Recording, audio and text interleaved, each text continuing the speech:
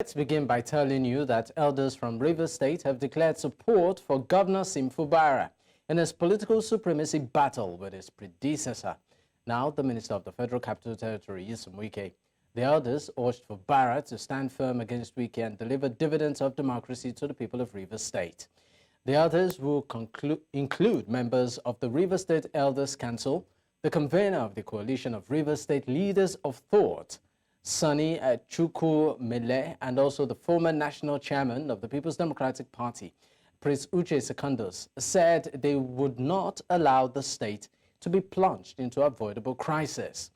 The Elders Council, led by the former Governor Rufus George, have been vocal about the political crisis in the state.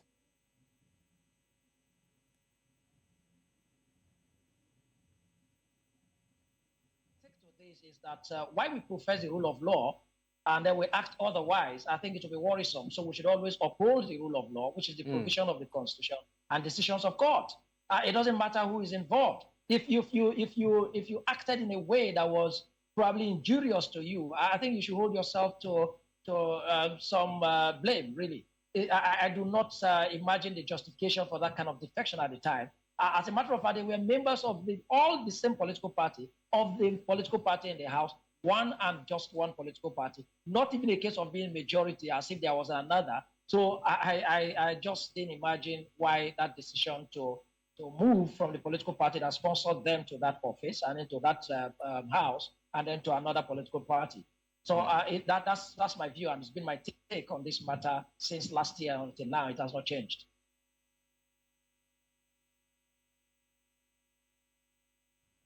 The 2023 presidential candidate of the People's Democratic Party, Atiku Abubakar, says if in 2027 the party decides that it is the Southeast turn and selects Peter Obi as its candidate, it will readily offer his support. He also said a merger between the PDP and Labour Party is possible. Atiku added that members of the party would decide his fate in 2027 general polls. He also mentioned that his recent meeting with Obi might indicate a possible alliance leading up to 2007 general polls. Last week, Obi held a private meeting with Atiku and some PDP leaders in Abuja. To discuss this further, I'm joined by political analyst Jide Ojo. Thank you for your time, Jide Ojo. Please, what are the political implications of Atiku Abubakar's promise to support Peter Obi if the People's Democratic Party zones its presidential candidate to the Southeast?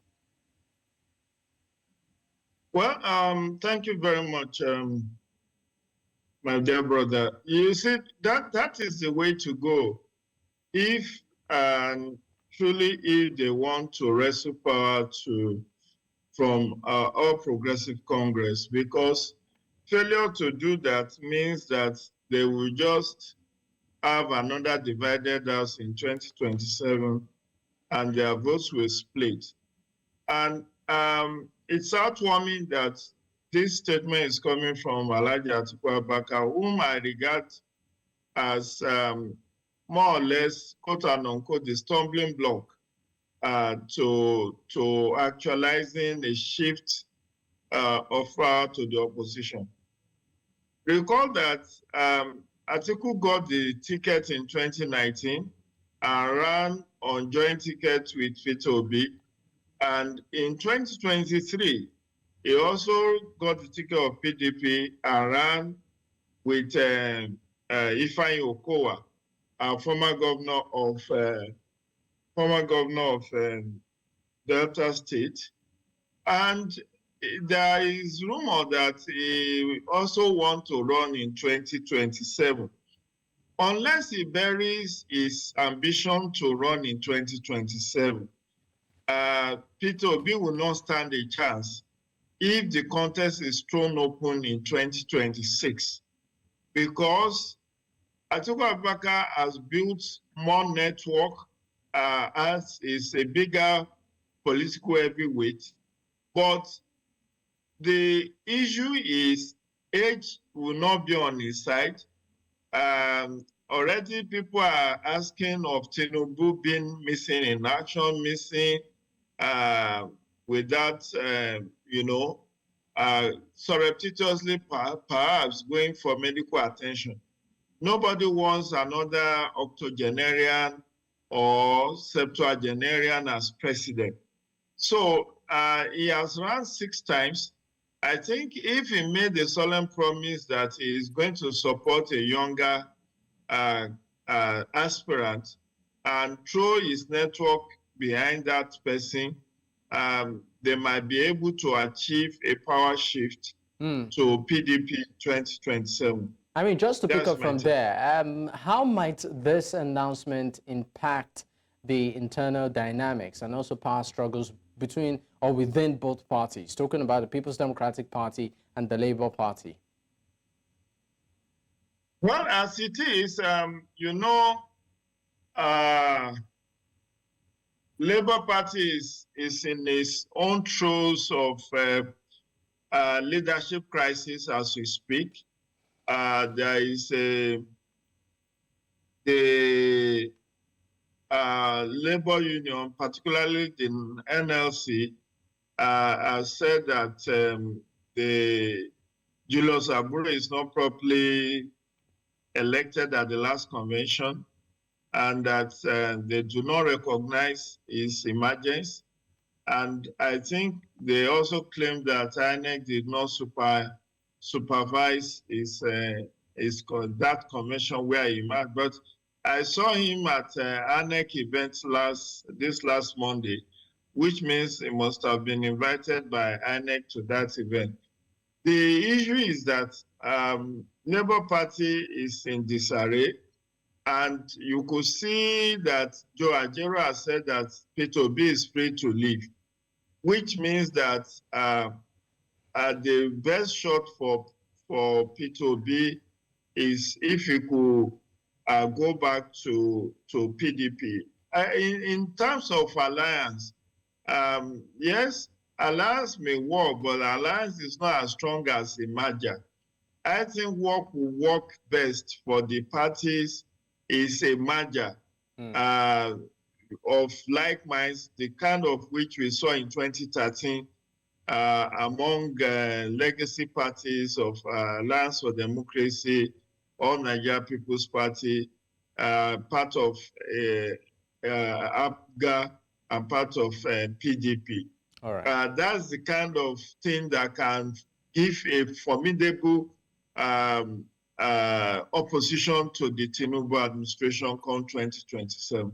All right. Just before I let you go, how might this development influence the political strategies of other parties, particularly the incumbent and candidates in the 2027 general polls? Well, if you are talking of incumbent, I think it's too early in the day for us to know whether he will do a second term. I hope his health will allow him, even though his media handlers are doing their best to prevent the public from knowing full details of his state of health. But we saw on more than one occasion where he will just be missing for like a week or two and then surface again. So they don't want to admit that he has gone on medicals. But the suspicion in the media is that he has to routinely see his doctors. And so I just hope his health will improve significantly. From the time of Yar'Adua that died in office, Buhari that took over from Goodluck Jonathan, enjoying robust health. He never really, to the best of my knowledge, went on medical leave. But Buhari in his 8 years went for almost cumulatively 1 year that he was on medical tourism. And that's why I said people are not likely to take kindly to a septuagenarian or octogenarian. So as per how APC will react to this, they are watching very closely. They want to see what kind of formidable opposition PDP and the other opposition parties will pose to the ambition of either President Tinubu or any other person that APC may throw up in 2027. So it's too early in the day. Tinubu is just celebrating his first anniversary by next week or thereabouts, by May 29th. So there are still some 2-3 years for us to have a proper reading of what his health will look like in 2026, whether he will also be in a position to go for a second term. If he does, I think achievements in terms of economic, political, social achievement, infrastructural, good governance will be the determining factor, not necessarily PDP, because those are the kind of things that PDP will use to campaign if, to all intents and purposes, APC is able to deliver on its 8-point renewed dope agenda. All right. Thank you so much for your time on the news, Jide Ojo. My pleasure. All right. Happy weekend. Happy weekend too. Away from politics, the Borno State government, North Central Nigeria, has taken steps to support the commencement of academic activities at the newly established Federal College of Education, Goza. This is part of the rebuilding efforts by the government in healing the wounds inflicted on the state by insurgency. News Central's Maru Kirawa tells us more. The rocky and hilly town of Goza in Nigeria's Borno State. It used to be a dreaded area at the peak of the Boko Haram insurgency. The establishment of the Federal College of Education there is an important step in the state's efforts to rebuild and strengthen the educational system, which suffered major setback through insurgency. We hope to see that students are admitted to Federal College of Education Goza this academic session. And I want to commend the President of the Federal Republic of Nigeria, President Bola Tinubu, for giving us the approval or the take-up of this very important school. So, inshallah, we hope academic activities will fully resume this academic session, no matter how small the quantum of students should be admitted.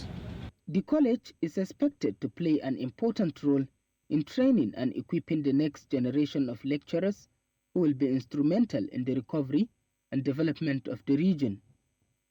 The government has approved 200 million naira to facilitate the college's operations and has also announced plans to construct a housing estate for the lecturers. A duk randa gwamna ya shigo kasan Goza, wani abu sabo ne yake faru. Gaba lafiya ba lafiya. To sabon tun kafin ya zo ma sabon ya fara. Gashi yanzu an fara gyara Federal College of Education na Goza wanda shi gwamna wanda ba hakkinsa ba a taimako da kuma ya ga wannan abun ya yi taken off. Shi yanzu gashi ya fara su classroom, ana fencing, laboratories da sauransu gaba daya gashi nan ya fara. Gashi kuma nursing school wanda ya mana alkawari muna gani yana ta tafiya har sama muka ce wannan hawa nawa ne za a yi haka. In a continued effort to aid the post-insurgency recovery in Borno State, the government has announced plans to resettle more villages in Goza local government area. We have identified some villages that are to be resettled in Goza local government area of Borno State, namely Teke, Modibe, Bita, Wala A, Wala B, Ashigasha, Hambagda. These communities shall be resettled. Improved security to aid farming activities for the people to eat what they are producing is a major concern now. Access roads to some of the villages and towns, particularly border communities in Goza, remains another nightmare. The healing process might take some time. However, the expectation of the people is that the government will continue to create conducive environment for development. In Goza for News Central, Umaru Kirawa. The educational sector in Nigeria has faced several challenges, including access to quality learning. However, Nigerian classrooms are seeing a gradual shift towards technology-aided learning, with educators embracing the potential of educational technology to enhance learning. News Central's Chidima Ona tells us more. At the primary level, more than 10 million Nigerian children are out of school. For those in school, the quality of learning is deficient, as 75% of primary school pupils can't read with understanding or solve a simple math problem. This problem has prompted the Nigerian government, stakeholders, and international bodies including UNICEF to create learning passports that exploit the opportunities offered by digitalization for the learning and development of Nigerian children. The reason why we come into this area is to provide children with their opportunity to have access to their own fundamental right, which is access to quality education, which is goal number 4 of the SDG goals. We have an issue of a lack out of school children. Why haven't we deployed technology in the way that we did during that time to reach all these children to learn? Why haven't we deployed technology to gather the data to really identify, where are they? Where are the children who are not in school, and how can we reach them? In higher institutions, more schools, private organizations are embracing the potential of educational technology to enhance student engagement and knowledge retention. As a country, I think Nigeria needs technology to solve a lot of our societal problems, to be able to also gain access to education at the highest quality. Also the role of leadership. It's the willingness to do this. The reason why we acted the way that we did during the pandemic was because there was a crisis, it was urgent, people could see the immediate impact of what it meant to not do anything, and everybody came around. So you could see deep collaboration and you could see leadership that came from, every single person. However, the road to a tech-integrated Nigerian education system is not seamless. A big hurdle is adequate infrastructure and the high cost of devices that often create an uneven playing field. When you talk about, that infrastructure, some of it will be done by private sector. And how do we attract investment into the country so that they can build those platforms? But also, even apart from building that, we also need to make sure that we can provide, that access and the tools like laptops, computers, iPads to children, to people all across the country. Even if with the millions of art schools that we have in Nigeria, if we are to bring them back to school, do we have sufficient infrastructure to accommodate them?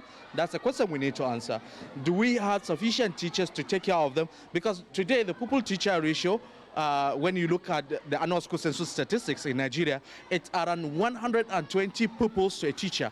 That's very high. As more private sectors and government offer opportunities to advocate digital inclusiveness for all children, the future of Nigerian education seems to be leaning towards a more technologically progressive system. The U.S.-Nigeria Air Transport Agreement, which has been provisionally applied since 2000, came into force on May 13, 2024. A statement by the U.S. Embassy in Abuja stated that the bilateral agreement establishes a modern civil aviation relationship with Nigeria consistent with U.S. Open Skies international aviation policy and with commitments to high standards of aviation safety and security. The agreement includes provision that allows for unrestricted capacity and frequency of services, open route rights, a bilateral charter regime, and open code sharing opportunities. According to industry sources, the agreement is a step further in liberalizing the international civil aviation sector in Africa and further expanding strong economic and commercial partnership. To discuss this, I am joined by aviation expert Wole Shadari. Thank you for joining me on the news, Wole. What are the primary objectives of the U.S.-Nigeria Open Skies Air Agreement?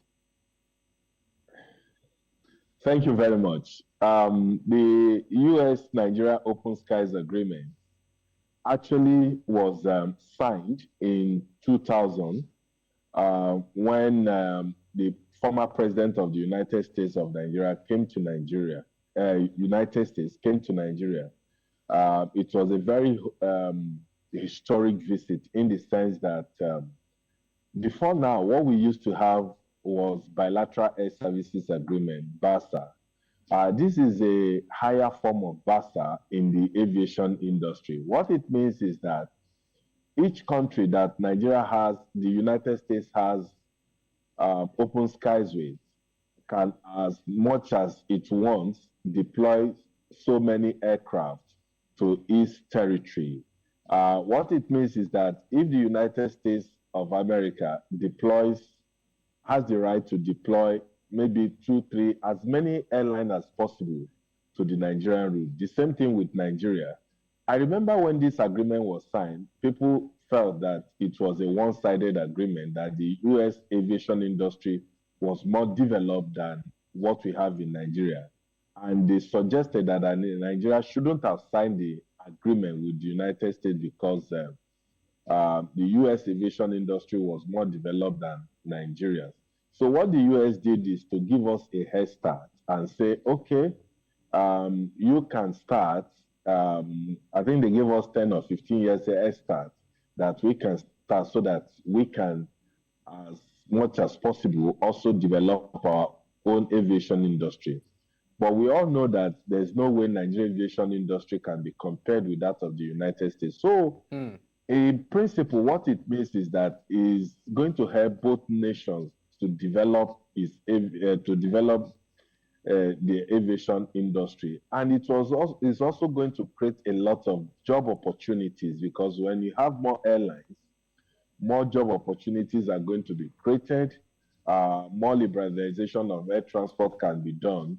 Before now, what it tends to do is to break all barriers of air transport rules or laws between both countries. So what you can do is liberalize air transport industry and make it affordable to a lot of people, both in the United States and Nigeria, or anywhere the United States has open skies agreement with any country. So it's a welcome, thing. And for now, we've had these bilaterals, this agreement working for both countries, because the United States already has 2 airlines. So we also reciprocated some time ago with Arik Airline, and very soon Air Peace and United Nigerian Airlines are also going to operate. I mean, let's get into specifics now. Briefly, what specific provisions does the agreement include to promote free competition or fair competition and also market access between the United States and Nigeria? Actually, like I said earlier, you can't compare both the Nigerian aviation industry with that of the United States. The United States aviation industry is more developed. That was why a lot of people felt we shouldn't have signed that agreement, that is a one-sided agreement, because the United States carrier are going to benefit more from the arrangement, from the agreement. But I said no. Yes, in as much as they are going to benefit from it in the initial stage, Nigerian airlines can also take advantage of that by operating into the United States. Like I told you, it's a win-win situation, but definitely one side is going to be a bigger beneficiary than the other, which is the United States. But by and large, if you look at it, if we have the capacity to operate to the United States, we should be able to do that. And for now, Air Peace is preparing to operate into the United States, same way United Nigeria is going to. So these are, symbiotic relationship between both countries. But I believe that the U.S. carriers have a better stronghold in Nigeria than Nigeria has in the United States, because currently no airlines from Nigeria flies to the United States.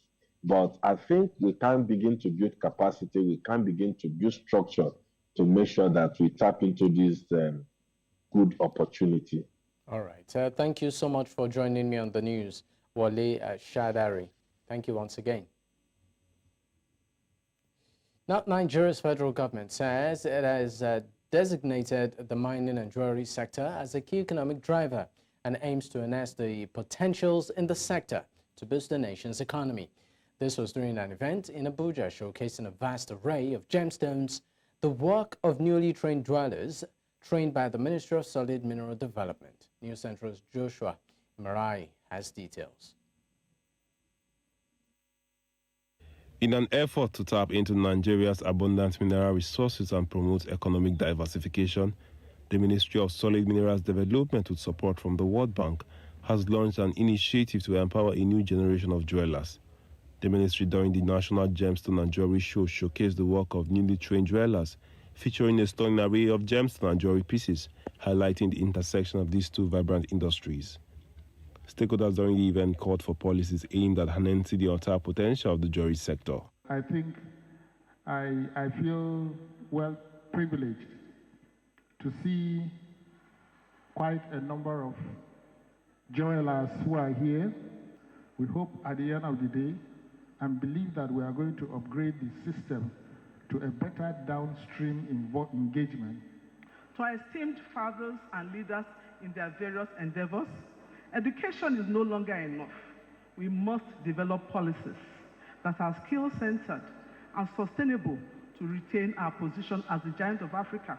The DG of NIMG stressed the need for an international annual event of this nature. We travel around the world for different gemstone exhibitions, and most of these gemstones actually come from Nigeria. It is now time for us to home it here in Nigeria.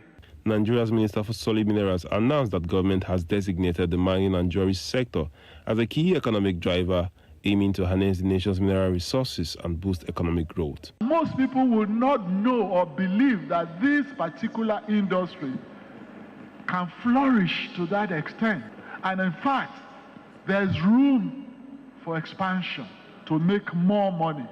But the more important point that I want to make is that this sector, the solid mineral sector, is the next economic jugular of Nigeria. The gemstone and jewelry industry has continued to grow.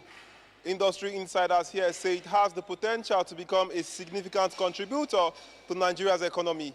They say providing training and capacity building for local jewelry designers, as well as fostering public-private collaboration, will drive growth and sustainability of the sector.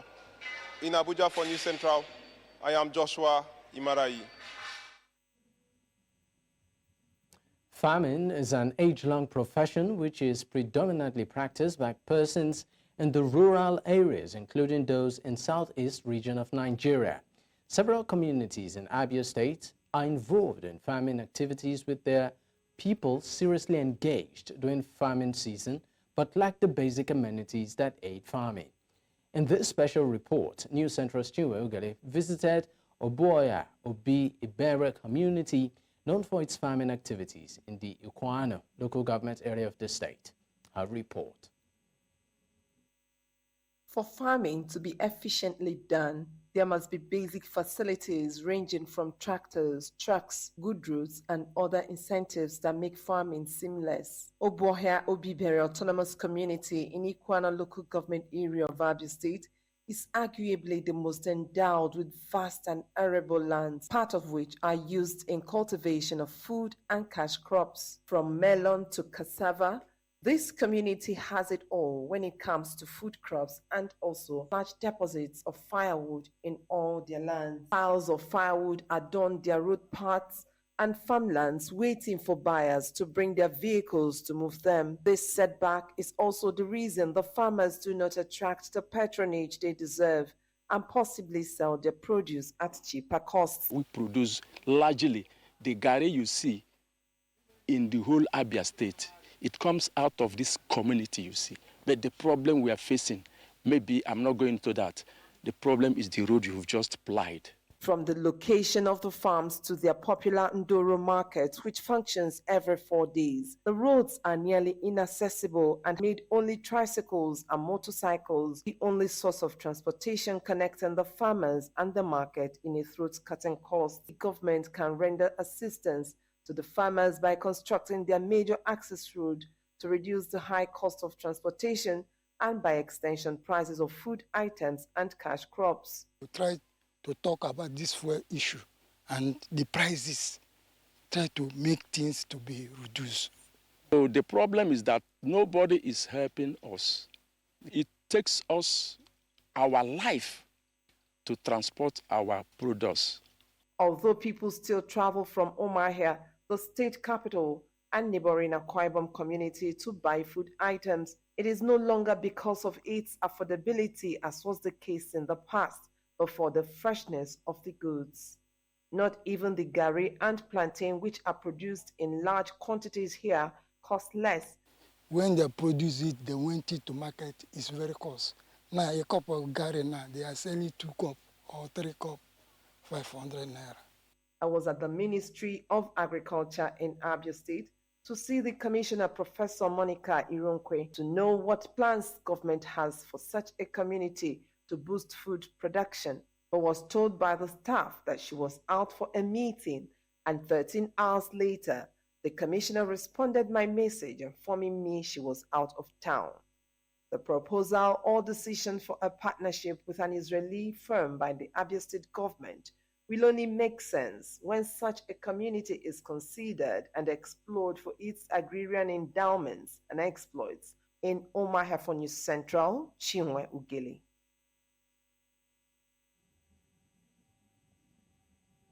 Nigeria, Africa's most populous country, faces significant challenges in providing clean cooking solutions to its citizens. Traditional cooking methods contribute to health issues and environmental degradation. Today, we explore how electricity can be used to answer these pressing problems. In many parts of Nigeria, cooking is primarily done using firewood, charcoal, and kerosene. These methods are not only harmful to health, causing respiratory diseases and other illnesses, but also detrimental to the environment, contributing to deforestation and air pollution. I don't subscribe entirely on clean energy. It's not clean energy. It's beneficial energy to the Western world, right? We can't transit from where we are almost overnight to where they want us to be, solar and all that. With the current cost of electricity, the new tariff, there's a more rapid transition to solar, to inverters and stuff like that. However, the transition to electric cooking is not without challenges. Many rural areas in Nigeria still lack reliable access to electricity. Infrastructure development is critical to ensure that all Nigerians can benefit from clean cooking technologies. It might be a bit premature for a conversation about clean anything right now. We need to solve our first problem, which is to ensure that the most amount of people have access to power so that we can be productive, grow our economy, then we can start having these conversations. But we need to have power to generate electricity, and that's currently our problem, right? That's why I didn't even talk about that. We need to get to a point where we're generating enough power all across the country, not just people that have money and they're charging in band A. We need to get a point where there are no more bands. Everybody has power. Electric cooking holds the promise of a healthier, more sustainable future for Nigeria. But to realize this potential, concerted efforts from the government, private sector, and communities are essential to ensure that every Nigerian has access to clean and efficient cooking. In Lagos, for News Central, Bettina Nwili. A Guinean opposition coalition on Saturday called on the ruling junta to organize elections for a return to civilian rule by the end of 2024, urging demonstrations to support their demand. The West African nation has been ruled by the military since September 2021 coup, with junta-appointed Prime Minister Amadou Aure Ba in March saying the military would not honor their commitment to hand over power to civilians by the end of the year. The Prime Minister last week justified the military's continued rule with the need to rebuild the country. The National Alliance for Alternation and Democracy, a coalition of parties and associations, urged the junta to respect the timeline for a return to civilian rule by December 31st. Agreed under pressure from regional bloc ECOWAS. In East Africa, Sudan's paramilitary rapid support forces have announced their willingness to open safe passages out of the former haven city of El Fisher in Darfur, which has been gripped by fighting for weeks. El Fisher, the state capital of North Darfur and once a key hub for humanitarian aid, where many had gathered for shelter, has been in the grips of fighting as the RSF seeks to control it. The paramilitaries called on residents of El Fisher to avoid conflict areas and areas likely to be targeted by air forces, and not to respond to malicious calls to mobilize residents and drag them into the fires of war. According to United Nations, over a year's conflict has killed as many as 15,000 persons in West Darfur state capital of El Janina alone. السوق العربي لو في زول داير يجي يسلم لنا او انه بيلبس زي ملفي وبجينا داير يسلم لنا اهلا حبابه والله ده السوق العربي هم عساكرهم ما في ولا حاجه شايف. Tunisia's National Guard says 23 persons trying to cross the Mediterranean to Europe from the country have been missing for the past 2 weeks.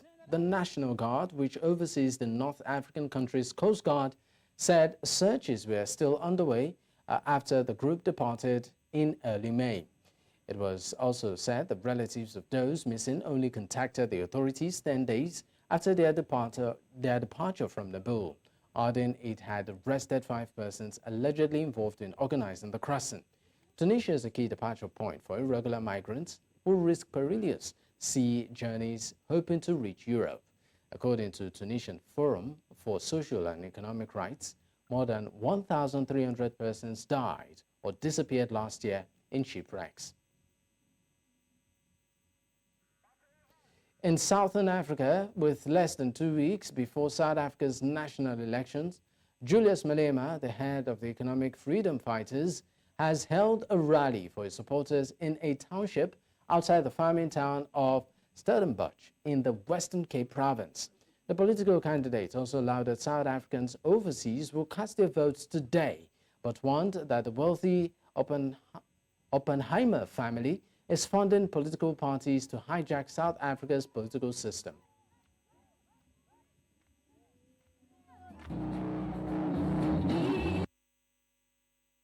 Many of them left South Africa because they were not comfortable with what is happening today. So they need to know that this is their home. They can come back if they vote for a progressive party, if they vote for a party that cares about the people of South Africa. So we are happy, and that also tells you what's going to happen on the 29th of May. There is a lot of excitement. There are many people who are looking forward to that day of the 29th of May, like today it's happening in London.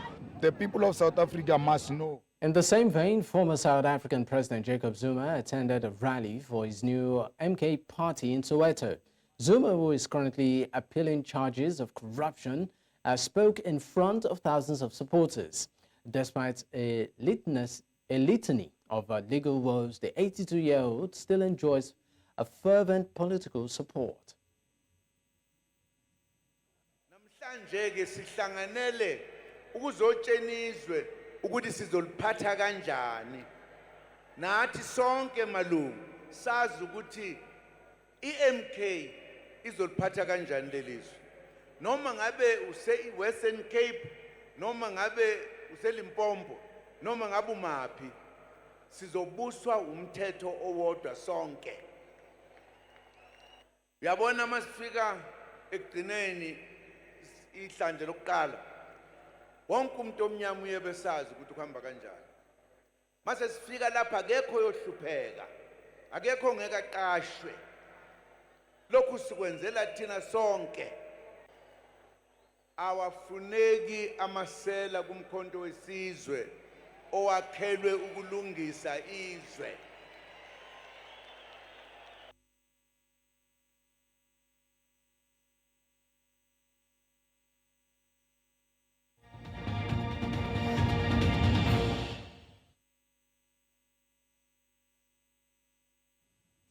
Up next is sports.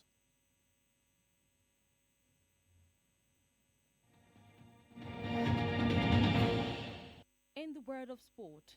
Sheye Ogunlewe emerged victorious in the men's 100 meters final at the Puma Fast Hands and Fast Legs meet, clocking an impressive 10.19 seconds.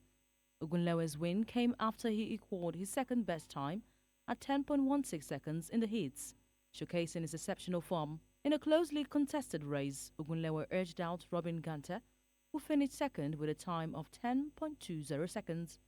Uche Odeboran of Great Britain secured third place, crossing the line at 10.24 seconds. The competition was first, but Ogunlewe's performance highlighted his speed and determination, making him the standout sprinter of the meet. Edo Queens got their NWFL Super 6 campaign off to a perfect start after thrashing Confluence Queens 5-1 in the first game of the tournament in Yenagoa Bayelsa State on Saturday. A brace from Essien and Goodness Osigwe and a solitary strike from Chioma Moses secured a comfortable win for Edo Queens. Confluence Queens' consolatory goal was scored by Merit Offor. Meanwhile, the showdown between Rivers Angels and Bayelsa Queens culminated to a nail-biting 1-1 draw at Yenagoa Samson Siasia Stadium.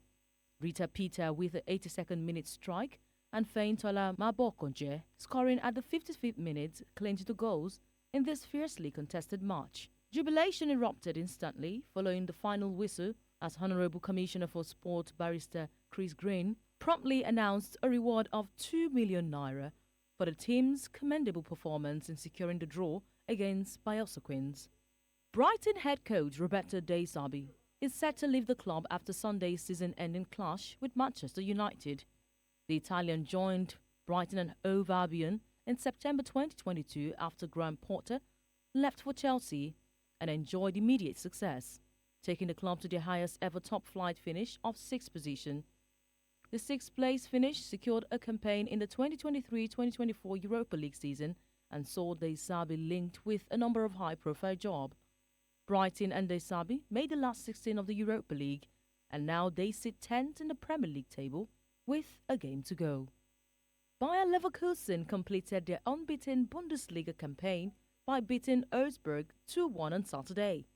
Having wrapped up the title several weeks ago, the final league match of the season was always set to be a joyous occasion for Xabi Alonso's men in front of their home fans, and they did not disappoint.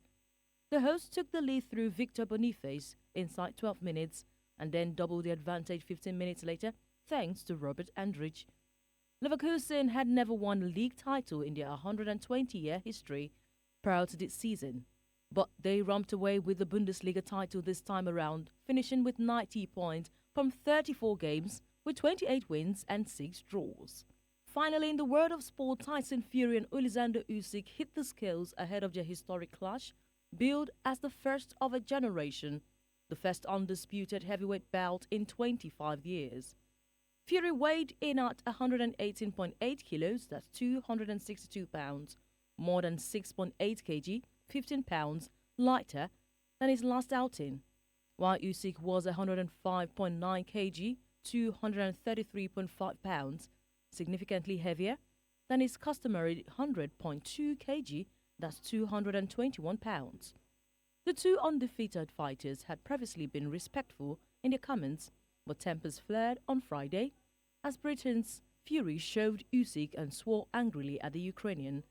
The fighters can join the likes of Muhammad Ali and Mike Tyson by becoming undisputed champions, a feat not achieved since Lennox Lewis beat Evander Holyfield 25 years ago. And that's it in the world of sport. I am Onyinyechi Obaro.